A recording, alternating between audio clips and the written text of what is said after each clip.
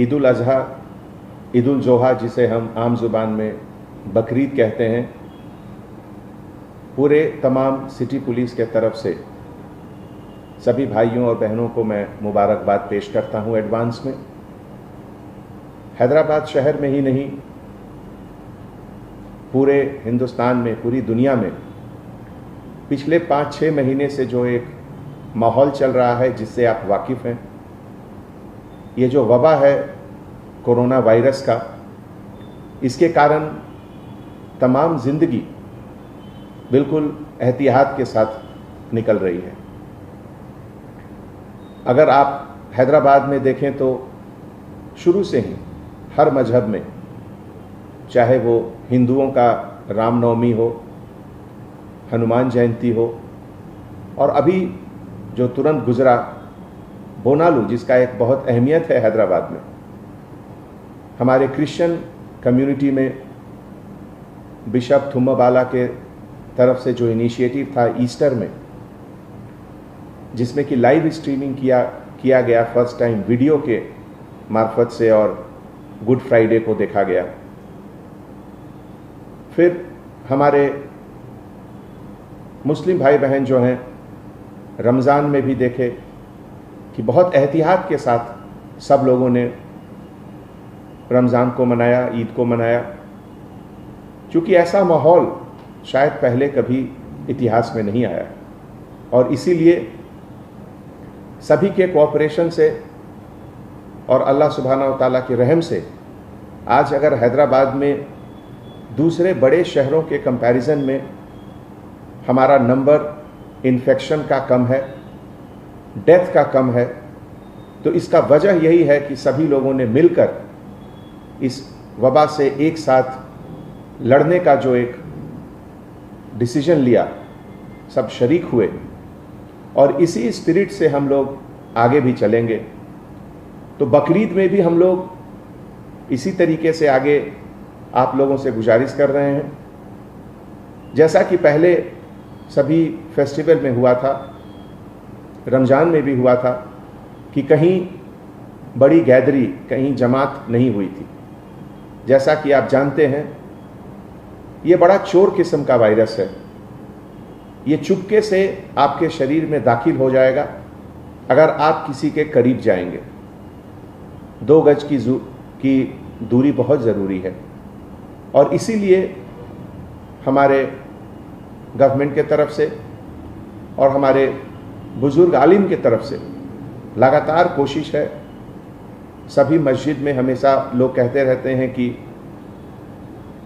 घर पे ही अपना नमाज अदा करें, और अगर मस्जिद आना है तो घर से पहले घर में ही वजू करके आएं।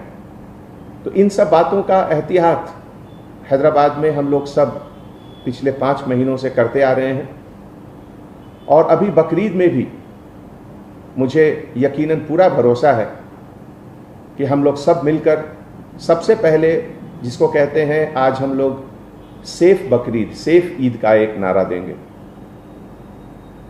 शायद ही कोई हैदराबाद का घर है जिसमें बच्चे नहीं हैं, जिसमें बुजुर्ग नहीं हैं, जिसमें ऐसे लोग नहीं हैं जिनके पास बीपी, हार्ट या कुछ मोटापा, इस तरह का बीमारी न हो। उन लोगों को बचाना सबसे ज़रूरी है, और उनको बचाने के लिए सबसे पहला चीज़ यही है कि हम लोग कम से कम दूसरे लोगों से मिलें, मुबारकबाद, ज़ुबानी मुबारकबाद पेश करें। गले मिलने की ज़रूरत नहीं है, माहौल ऐसा है।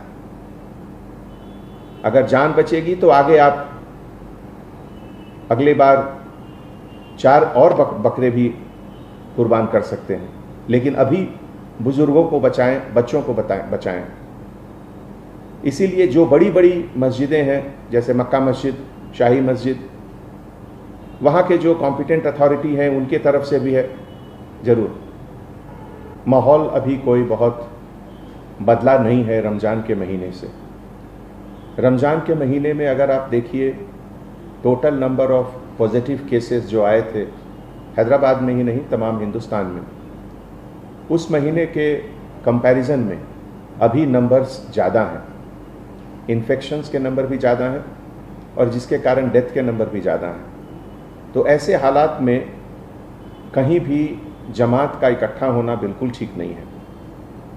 जैसा कि आप लोगों ने वर्ल्ड हेल्थ ऑर्गेनाइजेशन के गाइडलाइंस पढ़े होंगे, Indian council for medical research ICMR के तरफ से जो लगातार गाइडलाइंस निकलते रहती हैं, उसमें भी इसका जिक्र है कि किसी भी तरह का रिलीजियस गैदरिंग किसी भी मज़हब का वो बिल्कुल ठीक नहीं है अभी।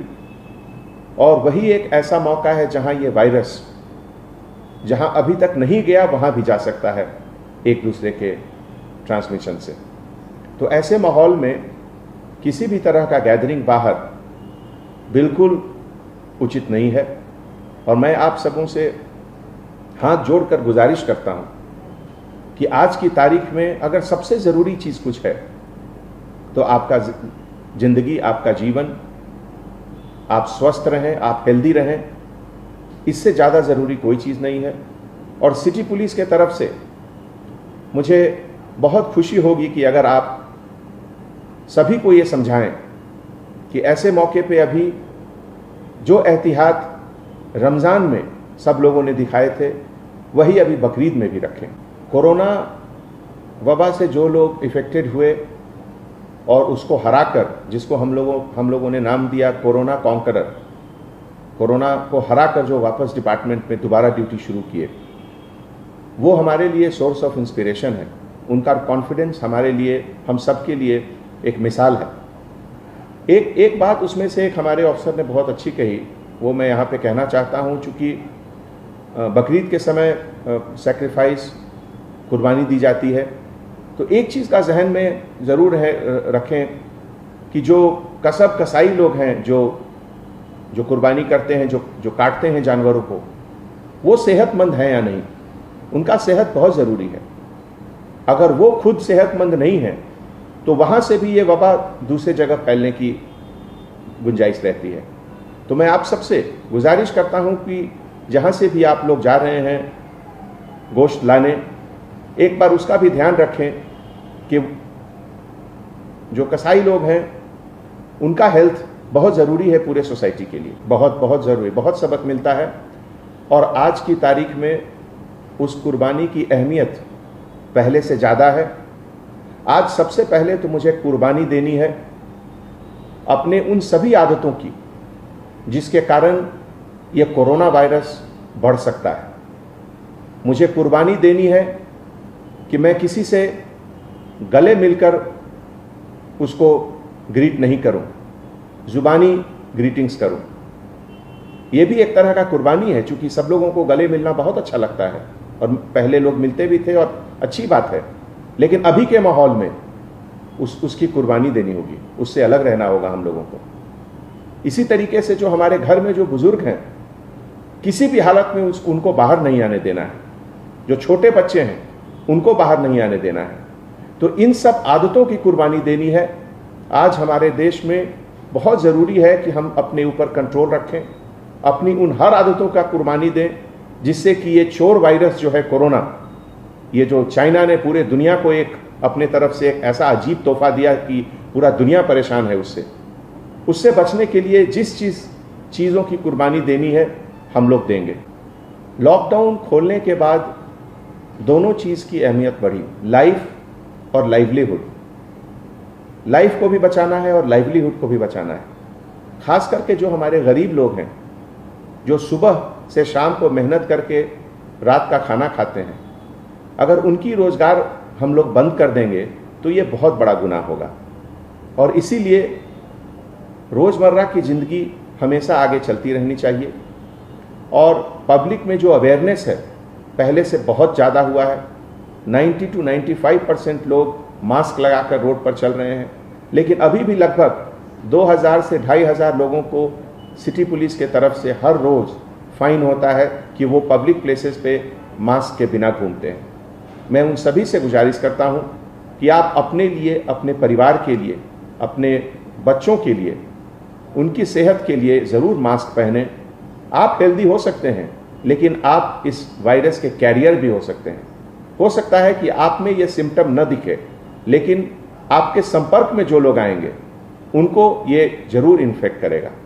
इसीलिए नंबर अगर थोड़ा ऊपर जा रहा है या थोड़ा नीचे आ रहा है, उससे अपनी सावधानी में कमी नहीं होनी चाहिए, एहतियात ज़रूर बरतना चाहिए।